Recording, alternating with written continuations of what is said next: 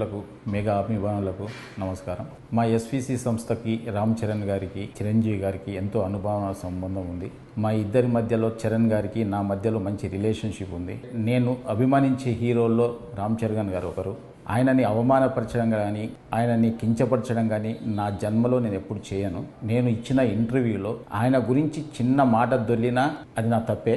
అది జరిగిందని అభిమానులు అనుకుంటున్నారు కాబట్టి వాళ్ళకి నిజంగా నేను క్షమాపణ చెప్తున్నా. చరణ్ గారికి కూడా క్షమాపణ చెప్తున్నాను. అంటే నాకున్న ఆయన రిలేషన్ని నేను పాడు చేసుకోదలుచుకోలేదు. ఎందుకంటే జనం ఈరోజు మాట్లాడుతున్న మాటలు కానీ, బయట ట్రోలింగ్స్ కానీ, అభిమానుల బాధలు కానీ నేను అర్థం చేసుకోగలను. ఎందుకంటే ఒక హీరోని అలా అన్నప్పుడు ఎవరు కూడా భరించలేరు. నేను అన్న ఇంటెన్షన్ అలా కాదు. మాకున్న రిలేషన్స్లో, మాకున్న క్లోజ్నెస్లో నేను మాట దొర్లాను తప్ప ఆయనను అవమానపరచడానికి కాదు. మాకు మెగా హీరోలతో అందరితో మాకు మంచి సంబంధాలు ఉన్నాయి. వరుణ్ తేజ్తో ఒక ఫిదా కానీ, సాయి ధరమ్ తేజ్తో 2 సినిమాలు, చరణ్ గారితో 2 సినిమాలు చేశాం. చిరంజీవి గారు ఎప్పుడు మా రాజుగారితో కానీ నాతో ఎప్పుడు మాట్లాడుతూనే ఉంటారు. ఇలాంటి అనుబంధం ఉన్న వాళ్ళని అవమానించే పర్యంత మూర్ఖుని కాను నేను. దయచేసి అందరు అభిమానులు అందరూ అర్థం చేసుకోవాలి. సంక్రాంతికి గేమ్ చేంజర్ రిలీజ్తో పాటు సంక్రాంతికి వస్తున్నాం సినిమాని ఒప్పుకోకపోయి ఉంటే, ఆయన చెయ్యొద్దు అని ఉంటే ఆ సినిమా రిలీజ్ అయ్యేది కాదు.